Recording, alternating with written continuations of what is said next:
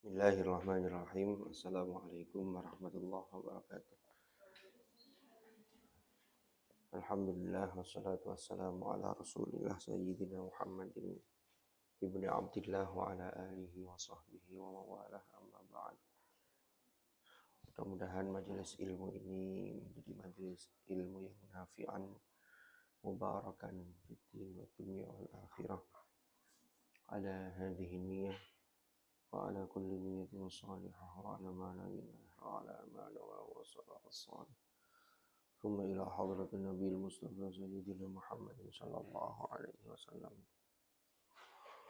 وإلى حضرة إخوانه من الأنبياء والمرسلين والصحابة والتابعين والعلماء العاملين والمصنفين وأئمة المجتهدين والقراء والمفسرين وإلى سلسلة مشايخنا في تعليمنا وتعلمنا خاصة في سلسلة مشايخنا في هذا المعهد حضرة الشيخ أبي الأشعري وإخوانها الشيخ المعصوم ومحمد العزيز وجميع المعصوم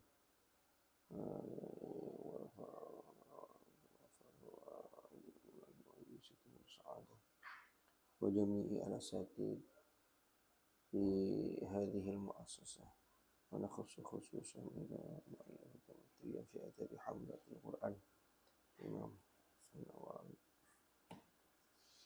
وجميع مشايخهم وأصولهم وفروعهم ونفعنا بهم وبعلومهم في الدارين آمين. الفاتحة. أعوذ بالله من الشيطان الرجيم. بسم الله الرحمن الرحيم. إياك نعبد وإياك نستعين اهدنا الصراط المستقيم صراط الذين أنعمت عليهم غير المغضوب عليهم ولا الضالين. آمين. Sampai nomor berapa kemarin? Ini?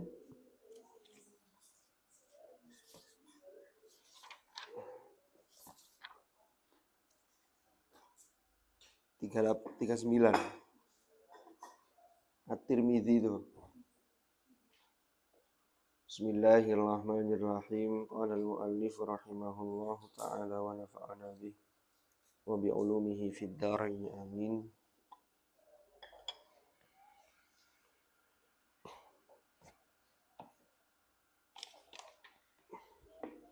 Penjelasan nomor 39.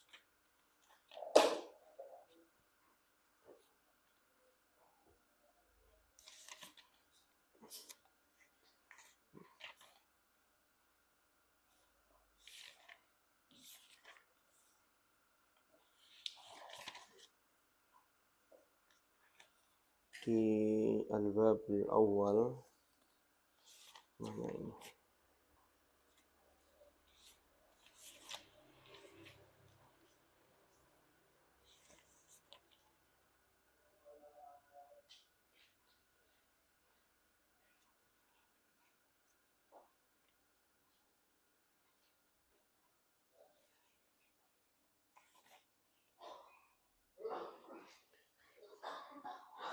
Yaitu perawi yang mukharrij hadis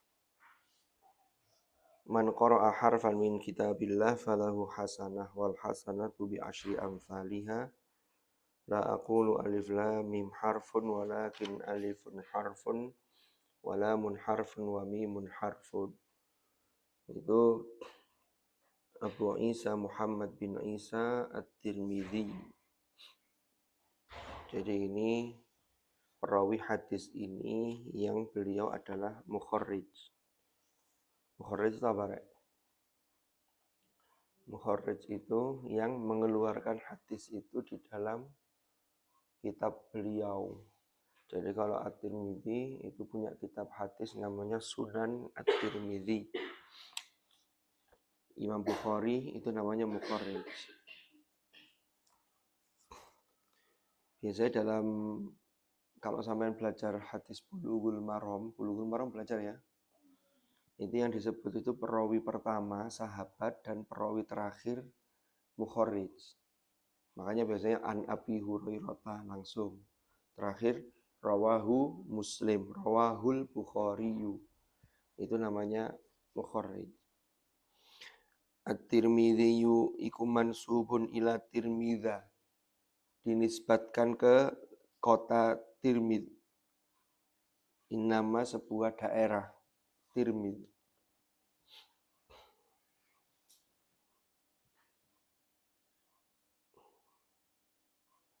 Ya kita ya di sana. Qala Abu Sa'ad As-Sam'ani. Abu Sa'ad As-Sam'ani berkata, Tirmidz itu di mana sih? Hiya utawi Tirmidz. Hiya utawi Tirmidz. Iku baldatun qadimatun. Iku baldatun satu daerah. Monggo, ini minta tolong kitabnya. Ya. Iku baldatun satu daerah qadimatun yang lama. Jadi daerah lama, maksudnya sudah ada lama itu kotanya, daerahnya. Entah kota, entah desa ini. Ala torfi balkho. Ing atase ujung kota Balkho.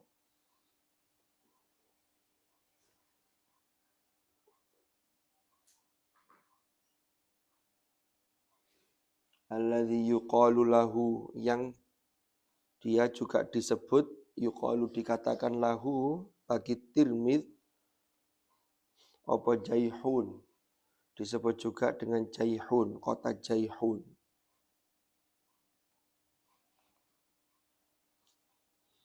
Kadang itu nama satu daerah dusun itu lebih dikenal dibanding desa atau kecamatannya. Contoh, Tebu Ireng. Tebu Ireng itu dusun. Desanya ikut Cukir. Kalau Seblak dusun, desanya ikut Waron. Kecamatannya Diwe. Tapi orang nyebut Tebu Ireng, kalau Tebu Ireng ya, itu Tebu Ireng, Cukir, Diwe, Jombang, ikut Dawan. Kiai Haji Hashim Asy'ari dari mana? Tebu Ireng, Jombang. Jadi koyo-koyo Tebu Ireng itu sudah menjadi nama satu tingkat di bawah nama kabupaten. Itu karena terangkat namanya oleh seorang ulama yang al-alim, al-alama, yang berasal dari Tebu Ireng. Gontor. Gontor juga sama. Gontor itu berada di kecamatan mana itu? Saya tidak tahu, di Ponorogo. Kan langsung Gontor, Ponorogo. Banyak yang begitu-begitu itu. Termas di Pacitan sana, Syekh Mahfud At-Tarmasi, At-Turmusi, kemarin yang disebut oleh Gus Rijal itu. Itu juga begitu. Nah, Tirmidz ini kemungkinan itu juga desa kecil, tapi nama terangkat namanya. Kan begitu. Kiai Maksum Ali itu yang terkenal orang biasanya nyebutnya ya Seblak, tapi nggak begitu karena Jombang biasanya. Kiai Maksum Ali Jombang. Karena Kiai Maksum ini kan orangnya unik. Jadi Kiai Maksum itu seumur hidupnya itu hanya punya 2 foto. Foto yang satunya beliau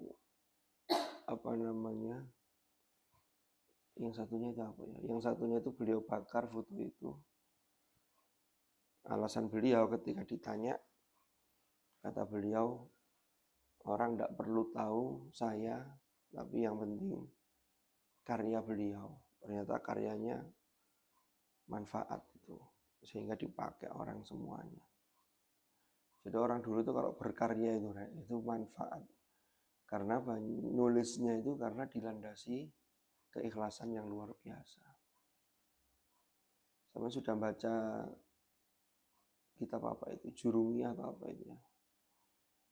Jurumiyah itu setelah kitab itu jadi ditulis kan dimasukkan ke mana? Di sungai atau di mana itu ya. Jadi kalau kitab ini rusak, maka ya sudah, berarti saya nulisnya tidak ikhlas. Tapi ternyata dimasukkan ke air, tulisan itu tetap utuh. Itu keikhlasannya, sehingga sampai hari ini dipakai orang. Dan banyak loh sesuatu itu yang tidak rasional, karena jangan dianggap semua itu harus masuk akal. Banyak yang di luar nurul, di luar nalar. Kemarin terjadi viral tuh ya di medsos, ketika terjadi banjir bandang, banjir lumpur di Sumatera Barat itu bulan ini, di awal-awal kemarin. Itu yang mengherankan itu ada satu mushaf agak besar begitu. Itu luarnya tuh lumpur semua. Ya namanya lumpur itu kan campur air. Namanya kertas itu, wong bangunan saja, mobil saja katut. Mobil itu hanyut. Itu ditemukan satu mushaf, itu luarnya itu penuh dengan lumpur, tapi begitu dibuka, dalamnya tidak ada lumpur sama sekali dan tidak basah. Jadi dibuka itu seperti dia tidak pernah tersentuh air, hanya luarnya saja yang kena air sama lumpur tadi. Loh gitu itu kan secara akal kan tidak mungkin dong air itu kan akan merembes masuk ke mana-mana, apalagi dengan debit air yang cukup besar ya disertai lumpur. Itu yang kena itu covernya tok. Jadi kalau dibersihkan dalamnya itu masih tetap bisa terbaca. Nah itu kan Allah menunjukkan kuasanya. Itu contoh-contoh kecil. Dulu kan pernah kita bahas seperti orang yang wafat, jasadnya utuh. Nah, itu secara hitung-hitungan hukum alam atau sunnatullahnya, itu ya memang mestinya dia terurai ketika di tanah itu loh. Tapi kan ada orang yang jasadnya utuh. Dan hal begitu itu tidak bisa direncanakan. Itu semua adalah rahmat Allah yang yakhtassu bi rahmatihi may yasha. Allah memberikan keistimewaan, memberikan privilege bagi orang yang Allah kehendaki yang begitu. Nah, kembali ke nama desa tadi. Jadi banyak nama-nama itu yang kemudian terangkat gara-gara ada sosok yang luar biasa. Memang kalau ke semua penjuru, ya kalau orang belajar ilmu itu mesti tanya Tebu Ireng itu mesti terkenal. Makanya sampai pertemuan alumninya itu ikatannya namanya pesantren Tebu Ireng. Tapi di dalamnya ada alumni Cukir, ada alumni Sebelah, ada alumni MI. Itu semua cakupannya alumni Tebu Ireng. Karena muara sanad keilmuannya ya dari Hadratus Syekh Kiai Haji Hashim Asy'ari. Sampeyan cek nanti, sampeyan runtut. Pacul Goang itu muaranya dulu ya Mbah Yai siapa Anwar ya itu dulu ya juga Tebu Ireng. Bahkan Pondok Ploso Kiai Jazuli Usman itu mbahnya Gus Kausar ya itu juga dulu mondoknya di Tebu Ireng. Kan sekarang itu sudah ditemukan bukan manuskrip ya, kitab yang menyebutkan bahwa Kiai Haji Hashim Asy'ari itu termasuk seorang qori yang aktif ngaji setoran di Masjidil Haram. Jadi Mbah Hashim itu juga menghafal Quran. Kiai Maksum Ali hafal Quran. Cuman karena keilmuan beliau itu menyeluruh sehingga yang muncul di permukaan itu keilmuannya. Makanya di Tebu Ireng itu saya kan masuk di grup Tebu Ireng Institute apa yang membahas kajian pemikiran Hadratus Syekh itu.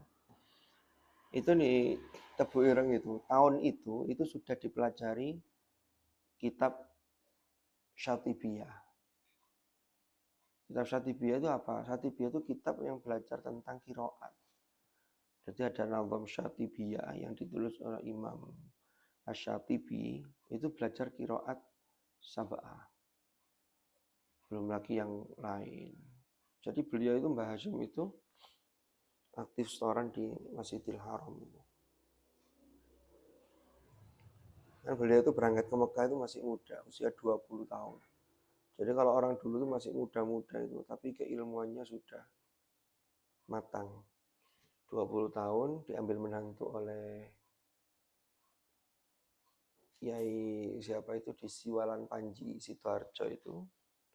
Kemudian berangkatlah dengan istri beliau, punya putra, kemudian meninggal di sana ketika proses lahiran ya sama istri beliau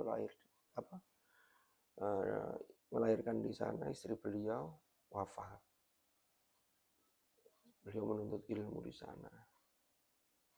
Lama di sana. Nah, itu terus barulah kemudian itu yang berikutnya menikah dengan Bunyai Nafiqah itu yang punya putri Bunyai Khairiyah Hasyim itu. Jadi di sana itu ya termasuk setoran ngaji itu.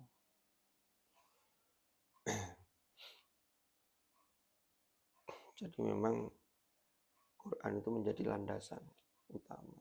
Bahkan Hadratus Syekh itu kan tidak hanya Quran. Sahih Bukhari, Sahih Muslim, bahkan Wakilah itu hafal kitab-kitab hadis. Kutubus Sittah itu. 6 kitab hadis yang induk itu. Nah, Tebu Ireng terkenalnya kalau ngaji hadis itu ya ke Mbah Hashim itu. Sehingga terangkat nama Tebu Ireng. Dan orang dulu itu kalau menamakan pondoknya itu ya namanya orang jujuk belajar itu ya wis nama daerahnya itu. Ya. Seblak ya pesantren ya pondok Seblak gitu aja dulu. Kan baru muncul Yayasan Khairiyah Hasyim kan kemudian menjadi Khairiyah. Karena ketika generasi ke ini kan sudah beda dengan yang Al-Mahfud. Dulu kan asalnya satu, jadi satu asalnya. Dulu zaman saya kecil itu, Rek. Ini Al-Mahfud. Jadi pager ini, itu mulai dari LKSA itu, rumah pojok itu, sampai sana itu, kalau ini di sini santri semua. Ini kalau mau acara ke sini, pusatnya di tengah sini. Itu dari sana itu lewatnya dalam gerbang semua. Karena itu jadi satu. Itu dulu. Waktu saya masih kecil dulu begitu. Masih ada Bunyai Jamilah, Mbah Jamilah itu. Bismillahirrahmanirrahim. Ini cerita. Sama cerita ditambah ngantuk. Yang cerita juga sama, modong ngantuke. Jadi kita senasib seperjuangan ya.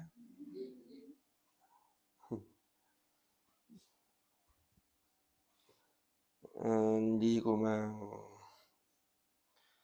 Jaihun wa yuqalu fin nisbati ilaiha.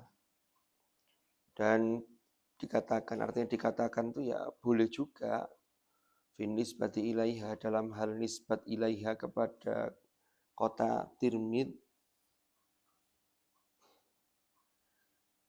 Jadi boleh dikatakan juga Tirmidz itu bikas cerita iwal mim, berarti dibaca Tirmidzi. Makanya ada yang baca rawahut Tirmidziyu. Rawa meriwayatkan hu ing hadis sapa Imam At-Tirmidzi.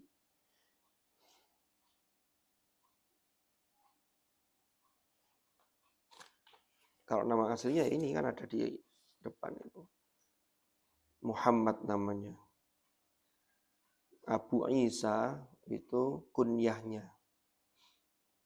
Muhammad bin Isa At-Tirmidzi.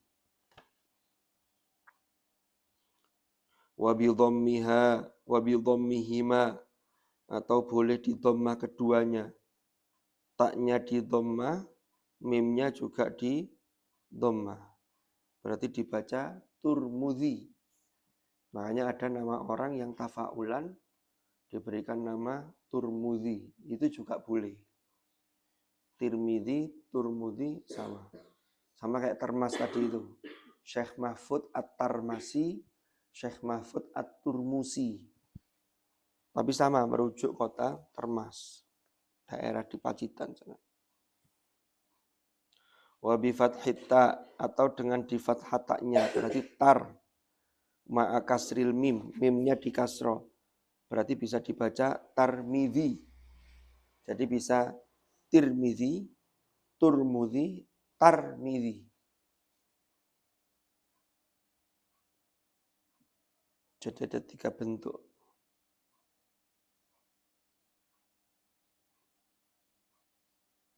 Salah satu aujuhin. Jadi bentuk nisbat tadi itu terdapat salah satu aujuhin, yaitu ada 3 wajah, 3 bentuk. Tidak salah, sama-sama benar. Jadi kalau sampai ngaji, gurunya senengannya pakai yang kasroh, rawahut tirmidzi. Betul. Gurunya pakai dhamma, rawahut turmudzi. Benar. Ada lagi rawahut tarmidzi. Ya, tarmidzi, bukan fathah ta-nya, kasroh mimnya. Tarmidzi, itu juga benar. Jangan kemudian sampai dengarnya cuma 1, kemudian ada yang baca dhamma, dikatakan, oh keliru, kok tahu ngaji. Padahal kita yang belum banyak ngajinya, bisa jadi begitu. Hakaha, haka menceritakan, atau salah sata aujuhin, dibaca salah sata juga boleh. Salah sata aujuhin, yang 3 wajah, haka yang telah menceritakan ha ing salah sata aujuh, sopo as-sam'ani, Imam as-sam'ani.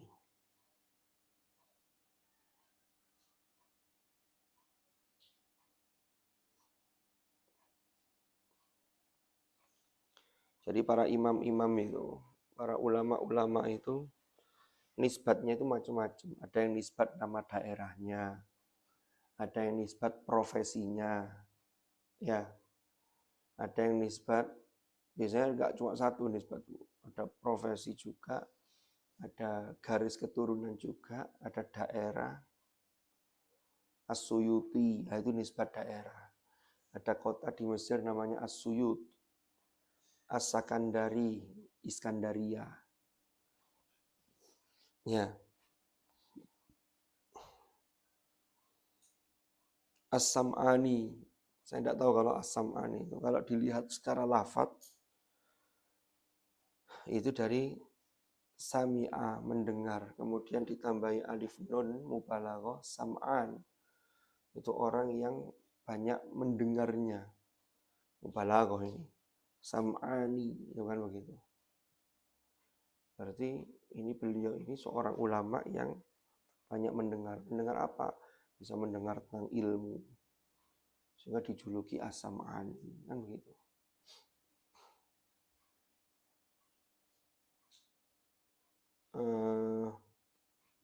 Apalagi ya? Itu nama-nama ulama. Seperti tadi yang saya sebutkan tadi, siapa? Asy-Syatibi. Itu nama daerah di Spanyol. Sativa. Syatibi. Al-Qurtubi, Cordova. Imam Al-Qurtubi.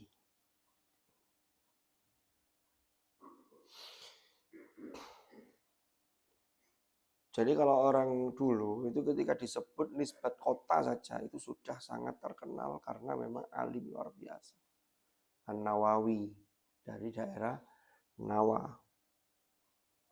40. Abu Sa'id Al-Khudri ismuhu Sa'dun ibnu Malik.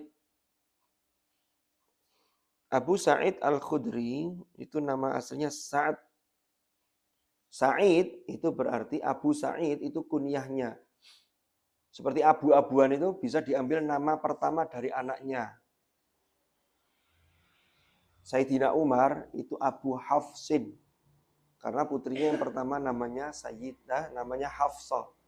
Yang oleh Rasulullah, Hafsah itu kemudian dinikahi oleh Rasulullah. Itu termasuk salah satu istri Rasulullah Sallallahu Alaihi Wasallam. Makanya sampai kalau baca hadis ada An Abi Hafsin, Umar bin Khattab.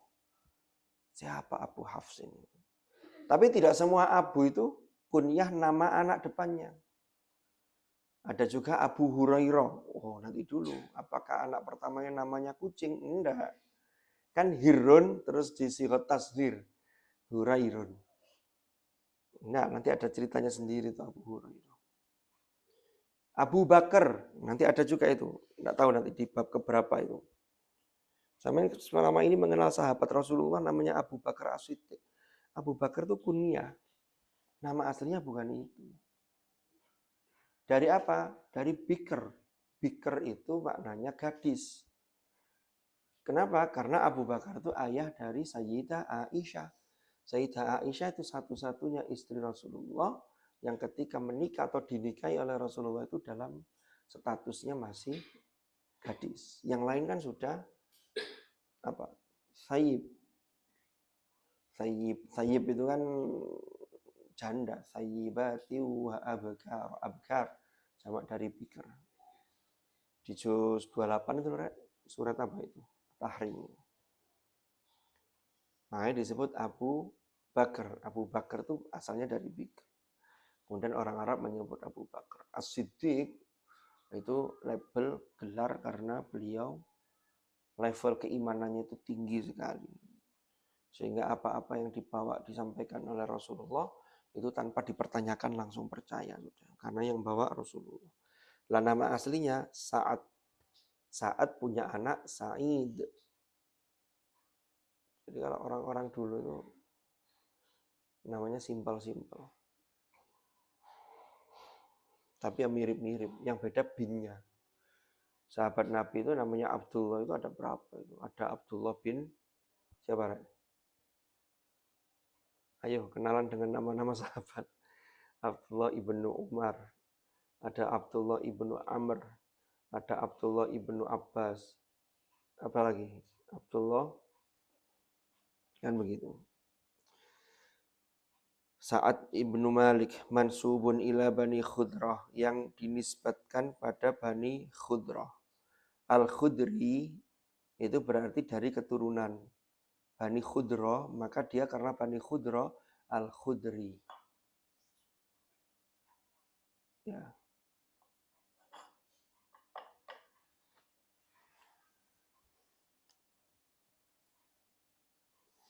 Abu Dawud As-Sajistani ismuhu Sulaiman ibnul Ash'ath. Jadi ada Abu Dawud As-Sajistani. As-Sajistani itu kota Sijistan itu loh, daerah. Sekarang nama negara ya. Dulu satu kota di negara besar namanya, kalau tidak salah dulu sebelum pecah, itu negara Uni Soviet. Terus setelah itu pecah, yang terbesar sekarang Rusia, yang dipimpin oleh Presiden Vladimir Putin, ya kan? Terus yang pecahan-pecahan negara-negara yang lain banyak sekali. Ada Turkmenistan, ada Uzbekistan, ada apa itu, banyak itu.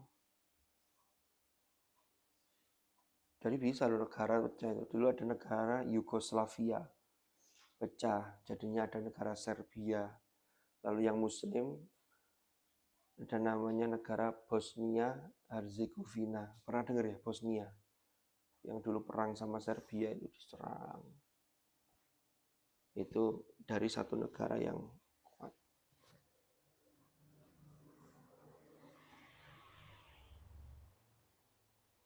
Abu Dawud As-Sajistani. Al-Bukhari itu juga nama daerah ya, Bukhara. Bukhara. An-Nasai. Imam An-Nasai. Cuma nggak dijelaskan Nasai itu apa nama daerah, apa nama apa. Jangan dibaca An-Nisai, beda nanti. Huwa Abdurrahman Ahmad ibnu Shu'aib. Abdurrahmani Ahmadu ibnu Shu'aib. Yaitu nama aslinya Ahmad bin Shu'aib. Abu Abdurrahman itu kunyahnya. An-Nasai punya kumpulan koleksi hadis Sunan An-Nasai. Ya. Ad-Darimi, Imam Ad-Darimi. Huwa Abu Muhammad. Nah, ini Abu Muhammad kunyahnya. Namanya Abdullah. Kalian mungkin pernah dengar Imam Ghazali. Imam Ghazali itu Abu Hamid. Itu kunyahnya. Namanya Muhammad ibnu Muhammad Ibnu Muhammad Al-Ghazali, atau ada yang mengatakan Ibnu Muhammad Ibnu Ahmad Al-Ghazali At-Tusi.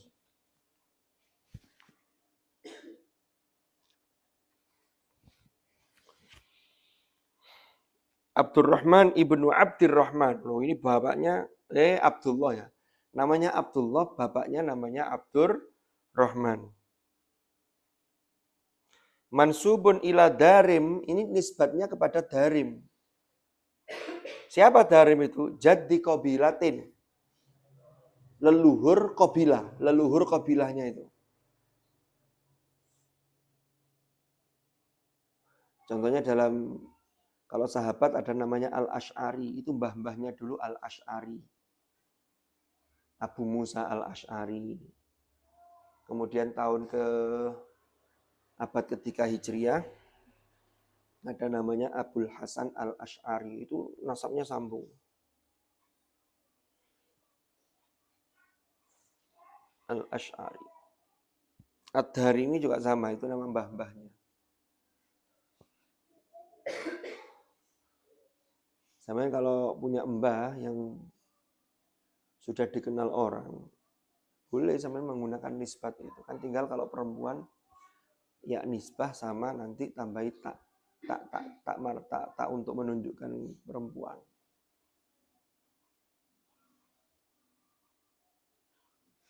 Kan begitu.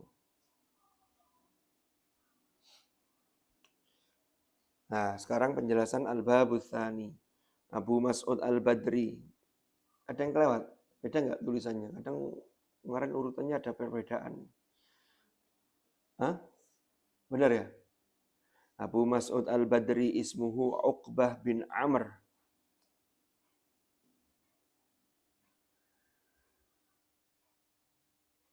Ada namanya Abu Mas'ud. Ini beda dengan Abdullah ibnu Mas'ud, beda ini. Al-Badri. Itu nama aslinya Uqbah bin Amr. Ada sahabat Nabi itu namanya Uqbah bin Amir. Itu beda nanti. Jadi pada Uqbah binnya, bapaknya beda. Wa qala jumhurul ulama, dan berkata atau berpendapat sopo mayoritas ulama,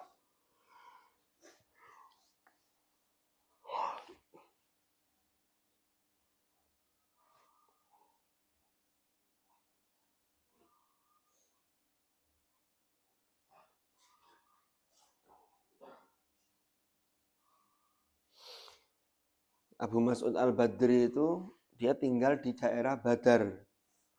Badar itu dari Madinah itu sekitar berapa kilo itu ya? Ke arah utara atau mana itu? Yang di Badar itu pernah terjadi perang Badar. Jadi dulu nama perang itu ya nisbatnya disebutkan nama tempat perangnya itu. Perang Badar, perang Uhud. Terjadi di mana? Di bukit atau gunung Uhud. Kalau perang Badar di daerah Badar. Jadi perang juga macam-macam penamaannya. Ada yang dinamakan sesuai tempatnya. Perang Yamama itu tempatnya. Tapi ada juga perang itu yang dinamakan dengan bentuknya. Umpama perang Ahzab. Apa Ahzab itu artinya? Ahzab itu dari Hizbun. Kelompok pasukan. Kenapa disebut Ahzab? Karena orang-orang musyrikin Mekah itu bekerja sama dengan orang-orang Yahudi yang tidak mau patuh kepada Rasulullah. Ada Yahudi Bani Qunaiqa, ada Yahudi Bani Quraidah, ada Yahudi Bani Najjar. Itu mereka bersekutu untuk mengepung, menyerang Rasulullah. Maka disebut Perang Ahzab.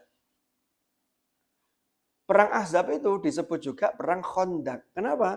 Karena ketika itu Salman Al-Farisi punya usul, ya, itu membuat satu parit itu yang dengan ukuran sekian, soro sekali itu, sengsara buatnya itu berat.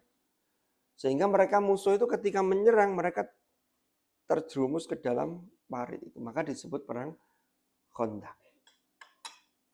Khandaq itu maknanya parit tadi.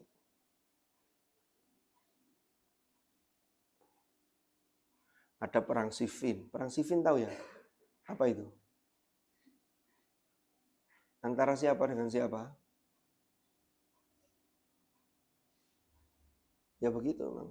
Dulu di Indonesia ada namanya Perang Jawa. Perang Jawa itu perangnya siapa? Itu perlawanan yang dilakukan oleh siapa? Loh, Pangeran Diponegoro. Tahun berapa? Loh, enggak tahu, Rek. Ini sejarah bangsa Indonesia. Perang Diponegoro itu enggak lama. Berapa lama? 5 menit. 1825 sampai 1830. Itu kan maghrib sampai isya. 1825. Jam. Tapi maksudnya itu adalah tahunnya. 1825 sampai 1830. Berarti berapa lama? 5 tahun. Jadi jangan dianggap, oh perang Diponegoro 5 menit. Lah kok tahu? Iya. 1825 sampai 1830 kan cuma 5 menit. Itu naik jam. Ini soalnya yang disebutkan tahu. Mohon maaf ya, kita memang sudah sulit untuk tertawa karena sudah terdominasi oleh ngantuk. Kemarin seharian, Masya Allah, wisuda. Apalagi para wisudawatinya. Saya benar riwa-riwi, tidak bisa ngikuti prosesi, tidak sampai selesai. Karena anak saya yang kedua itu kan, yang sabik itu kan masih pemulihan. Saya Kamis itu kan sebenarnya sudah deal di WA Ustadz Roni itu. Kamis malam itu ngisi pas khutmil Quran itu loh. Ternyata anak saya yang kedua itu muntah-muntah, panas, demam tinggi. Saya tidak berani ninggal, mau diajak juga kasihan. Akhirnya pagi saya baru izin itu. Apunten, saya tidak bisa hadir itu yang hari Kamis itu. Baru berangkat hari Jumat kemarin, lihat kondisi. Akhirnya baru berangkat Jumat malam itu. Sudah jam 8 baru berangkatnya. Di sini sudah jam 10-an itu. Jadi kemarin ikut prosesi sampean wisuda yang mek dilu baru bolak-balik riwa-riwi. Ada pertanyaan sampai sini?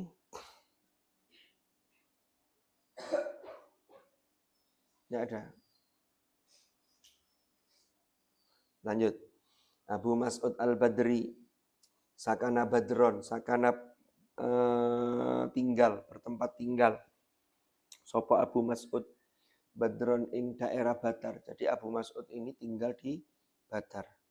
Menurut mayoritas ulama, dia ini tinggal di Badar tapi walam yashhadha. Tapi dia tidak ikut perang Badar. Lam yashhad, tidak ikut perang. Perang itu kan nanti kalau meninggal kan jadinya termasuk syuhada, syahid. Dia tidak ikut perang padahal tinggalnya di Badar. Wa qala Az-Zuhri wal Bukhari wa ghairuhuma, Imam Az-Zuhri, Imam Al-Bukhari dan selain keduanya ada yang mengatakan syahidah. Dia ikut perang Badar ma'a Rasulillah sallallahu alaihi wasallam, bersama Rasulullah sallallahu alaihi wasallam. Tapi yang jelas disebut Al-Badri itu karena memang dia orang atau tinggal di Badar.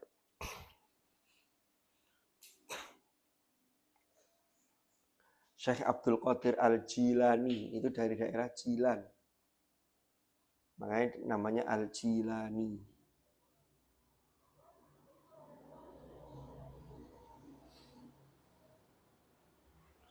Al-Babu Thalithu, bab ketiga. Sekarang penjelasan tentang kata-kata, lafaz-lafaz yang perlu dijelaskan istilahnya yang ada di bab 3. Bab 3 itu temanya adalah membahas fi ikrami ahlil Quran. Ya, wan nahyi an izaihim. Jadi memuliakan ahlul Quran dan melarang untuk menyakiti mereka, termasuk melecehkan. Kan menyakiti itu bisa dari sisi zahir atau sisi batin. Menyakiti yang sisi batin itu jauh lebih sakit. Kita ini kalau dicubit orang, disakiti secara zahir, itu mari dijewet berapa menit, dia tidak sampai sudah hilang. Tapi kalau diilokno atau diilokno ya, diolok-olok sama orang lain itu Setiap lihat orang itu kita ingat lama biasanya. Kan begitu. Berarti menyakiti mana lebih baik, zahir apa batin? Ya tidak ada yang lebih baik. Berusaha sebisa mungkin tidak menyakiti orang lain. Nomor 45. 45 itu adalah penjelasan ayat. Allah berfirman, "Wa may yu'azzim sya'airallahi fa innaha min taqwal qulub." Sya'airallah itu apa? Sya'airallah itu adalah syiar. Syiar. Ai ma'alima dinihi, simbol-simbol agama Allah.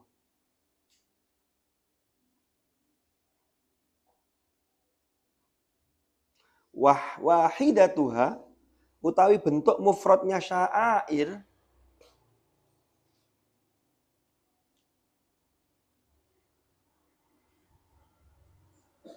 iku sya'iratun, sya'irah.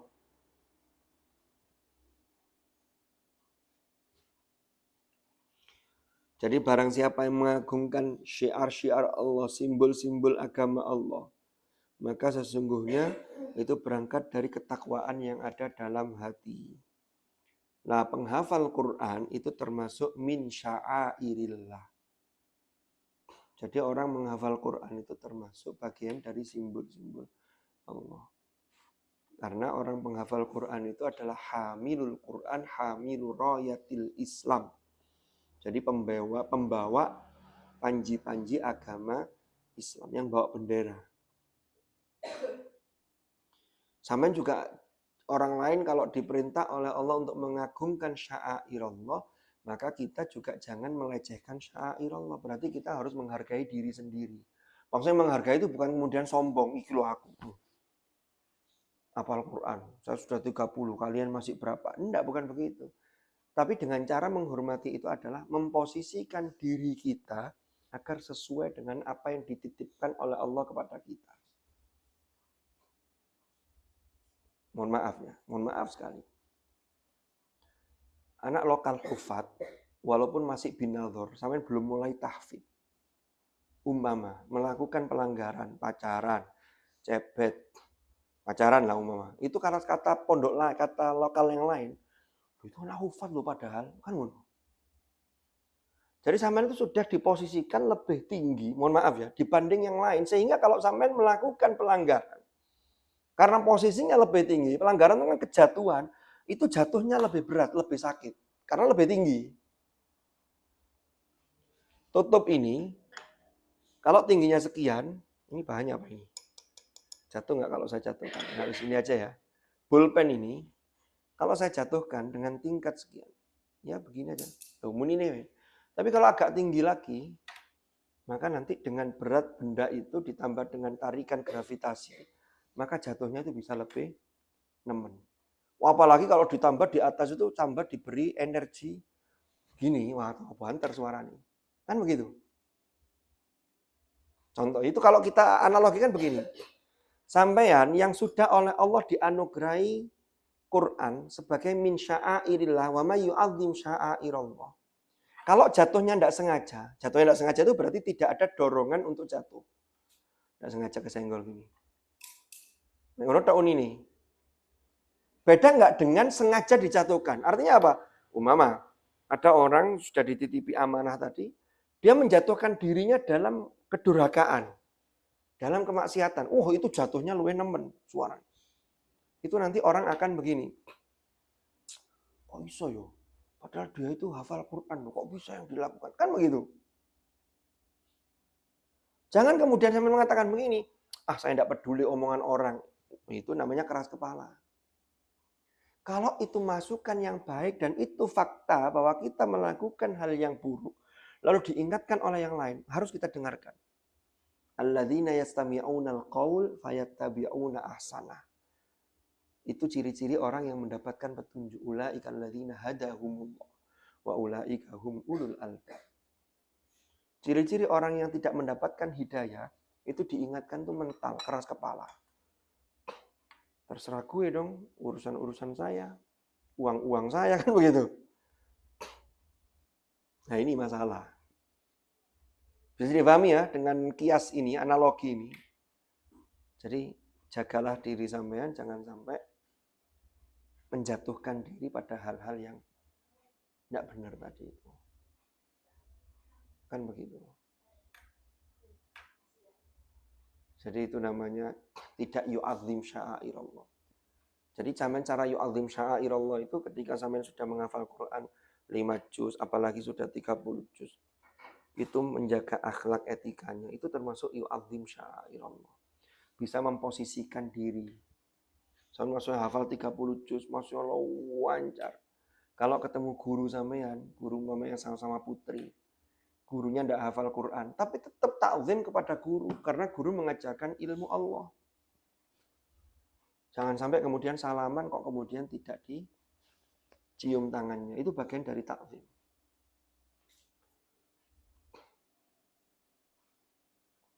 Saya itu kemarin ikut ngaji pemberian sanad hadis musalsal. Jadi ini ada kaitannya dengan di kitab Risalah Ahli Sunnah wal Jamaah. Itu Kiai Haji Hasyim Asy'ari itu menceritakan salah satu tradisi Ahli Sunnah wal Jamaah itu adalah tabarruk. Tabarruk itu ngalap berkah. Di antaranya adalah dulu sahabat Nabi itu kalau salim kepada Rasulullah, itu tangan beliau itu dicucup itu dicium dengan total. Jadi bukan ditempelkan begini, bukan juga salaman tapi ternyata yang dicium tangannya sendiri. Tangannya guru ini enggak. Kalau masalah soal tangan bau terasi karena habis makan sambal terasi itu kan urusan lain ya. Umpama berangkat mau ngajar sarapannya sambal terasi. Itu kan dicuci tangan kan pakai sabun sampai 7 kali dicampur debu kan kadang masih belum hilang baunya. Ya enggak lah kalau terasi campur debu. Kemudian sampean salaman, itu bentuk takzim sampean. Yu'adzim sya'airallah itu termasuk tadi itu. Jadi ada etika yang baik kepada guru. Atau guru, statusnya guru tapi tidak pernah ngajar sampean, tetap hormati. Karena guru itu kadang mengajarnya tidak harus secara formal. Kan begitu. Itu kalau begitu takzim itu cepat masuk ilmu. Nah, sekarang saya kaitkan dengan yang tadi saya ceritakan tadi. Ternyata ada hadis itu begini. Kata Rasulullah. Sambil Rasulullah itu salaman ke sahabat siapa? Saya lupa namanya. Dawuh begini Rasulullah. Man safahani au safaha man safahani ila yaumil qiyamati dakhalal jannah. Tahu artinya? Barang siapa yang bersalaman denganku musafaha. Salaman itu musafaha pakai sod. Safaha yusafihu musafaha. Jangan musyafaha. Musyafaha beda. Kalau musyafaha itu ngaji yang langsung ketemu guru, mulutnya bunyi, dilihat oleh gurunya. Oh ini kurang, ini begini. Itu namanya musyafaha. Jadi dilihat dari syafawinya, syafaha. Syafa itu mulut. Ya, musafaha. Kata Rasulullah begini. Barang siapa musafaha denganku. Atau salaman dengan orang yang pernah salaman denganku. Sampai hari kiamat. Dakhalal jannah, masuk surga. Itu satu simbol. Pertama, salaman itu. Ternyata bekas telapak tangan itu. Ini sama kayak runtutan sanad. Ya. Contoh. Kalau sampean perempuan kan tidak salaman sama saya. Tapi saya pernah salaman sama istri saya. Istri saya itu, itu dulu sebelum saya akad nikah itu kan bukan mahram. Saya tidak boleh salaman. Setelah akad nikah kan jadi boleh. Halal kan begitu. Saya salaman. Terus sampean salaman sama istri saya. Itu nanti masuk kandungan hadis ini. Sampean salaman istri saya salaman dengan saya salaman dengan guru saya. Guru saya pernah bersalaman dengan gurunya lagi. Gurunya lagi pernah bersalaman dengan gurunya. Gurunya lagi ke gurunya. Gurunya itu sampai kepada Rasulullah. Ini ternyata bekas telapak tangan ini tidak bisa hilang. Ini juga menjadi saksi nanti. Sama seperti bekas tempat sujud. Sampean pernah sujud di mana, itu nanti tempat itu akan menjadi saksi di permukaan bumi ini. Ya termasuk di keramik sini. Ini kan hari ini di sini softnya yang nempati umpama siapa, besok ditempati orang lain. Tapi tetap maksudnya dipel, ini bekas Anda ini, memang bekasnya sudah hilang, tetapi bekas ini sesungguhnya terus akan naik. Dan itu akan nanti di akhirat akan menjadi saksi. Sudah usah jauh-jauh, kita pegang apapun. Nah, umpama terjadi, naudzubillah ya, kasus kriminal, pembunuhan. Itu kan polisi, tim laboratorium forensik, termasuk tim yang olah TKP itu kan diambil alat buktinya, itu diteliti, itu di sini nempel, ini ada sidik jari siapa saja. Sidik jari itu setiap orang tidak ada satupun yang sama. Sidik jari, isyaratnya dari mana? Itu yang dalam Al-Quran di ayat keempat dari surah Al-Qiyamah. Bala qadirina ala an nusawwiya banana. Kami mampu untuk menyusun kembali jari jemarinya. Ternyata itu yang disusun tidak hanya jari jemarinya. Sidik jari itu tidak bakal tertukar. Paham? Jadi itu tuh rekam semua. Sidik jari Anda. Sampai pernah kemana, pernah di mana. Nanti tangan ini akan merekam. Tangan ini pernah tahu gawe opo ae. Jadi yang disusun itu ya sidik jarinya tidak pernah tertukar. Makanya kemudian baru tahun keberapa itu kan muncul ilmu sidik jari dalam pengungkapan kasus-kasus kriminal. Lalu sekarang ijazah itu juga pakai sidik jari. Sama ada cap 3 jari apa cap jempol di ijazah? 3 jari ya. Ini kan begitu. Belum nanti rekam. Kalau yang belum punya KTP, nanti kalau sama mau punya KTP itu untuk memasukkan NIK sampean kan sudah ada di kartu keluarga itu. Kalau 17 tahun mau bikin KTP, rekam semuanya itu. Mata kanan, mata kiri. Ya kan? Ini lengkap kan? Mulai dari sini, rekam semua sini. Jadi makanya pemalsuan dari sekarang tinggal di shred itu sudah muncul kabeh sampean. Kadang ada orang yang wajahnya sama, mirip. Ada orang yang kembarnya kembar identik. Sudah kecenderungannya sama, wajahnya mau mirip. Yang tahu, yang bisa ditani hanya orang tuanya. Tapi ternyata sidik jarinya tetap berbeda. Jadi itu akan menjadi saksi.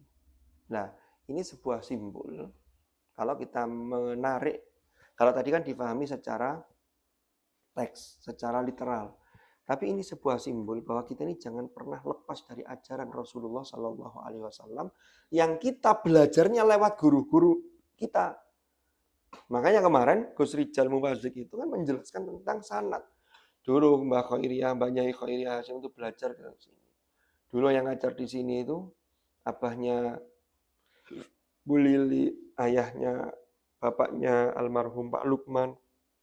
Itu Kiai Nur Aziz. Kiai Nur Aziz itu juga belajar kepada Hadratus Syekh. Jadi beliau dulu, Mbah Nur Aziz itu santri Tebu Ireng yang kemudian diambil menantu oleh Hadratus Syekh. Kan begitu. Jadi ya nyambung. Ya, jenengan salim dengan Bu Lili. Bu Lili itu pernah salaman dengan ayahnya.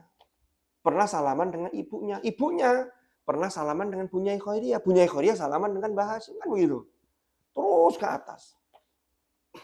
Jadi itu man safahani au safaha man safahani ila yaumil qiyamah dakhalal jannah. Kalau sampean berpegang teguh terus itu terjaga guru terus dari guru kita sampai Rasulullah maka masuk surga. Kalau ajaran itu tetap dipertahankan. Paham? Ada pertanyaan? Tidak ada. Waktu sudah menunjukkan pukul 8 kurang. Loh, jam 8. Ini masih sekolah masuk ya? Kecuali yang mana sudah wisuda. Sudah tidak masuk lagi ya? Oh, sampai titik aja ini. Wa qala al-Jauhari, Imam al-Jauhari berkata, wa yuqalu fi al-wahidah syi'ar.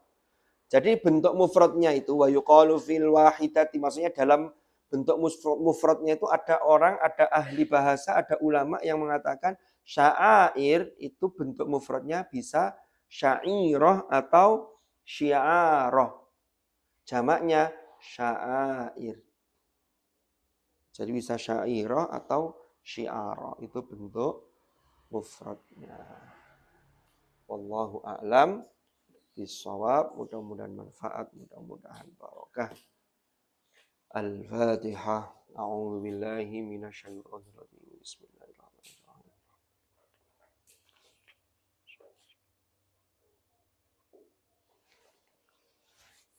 Bismillahirrahmanirrahim. Alhamdulillahirabbil alamin. Allahumma shalli wa sallim ala sayyidina Muhammadin. Salatan tunjina biha min jami'il ahwal wal afat wa taqdi lana biha jami'al hajat وتطهرنا بها من جميع السيئات وترفعنا بها عندك أعلى الدرجات وتبلغنا بها أقصى الغايات من جميع الخيرات في الحياة وبعد الممات. اللهم مع القرآن اجعلنا وأولادنا وذرياتنا وأهلنا وأصحابنا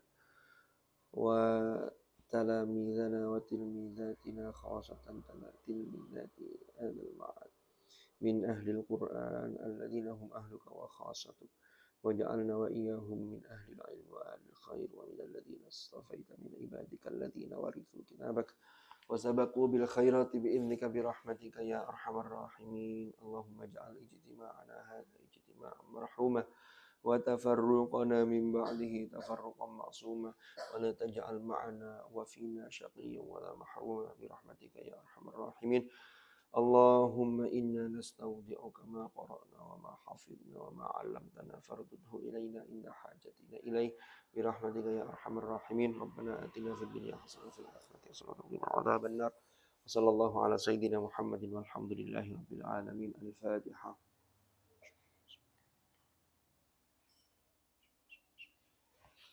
اللهم ارحمنا بالقرآن واجعله لنا إماما ونورا وهدى ورحمة. اللهم ذكرنا منه ما نسينا وعلمنا منه ما جهلنا وارزقنا تلاوته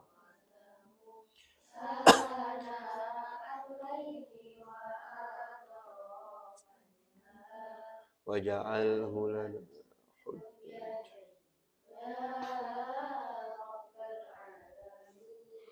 سبحانك اللهم بحمدك أتوب إليك. وصلى الله على سيدنا محمد. الحمد لله رب العالمين. هدانا الله وإياكم أجمعين. العفو منكم. السلام عليكم ورحمة الله وبركاته.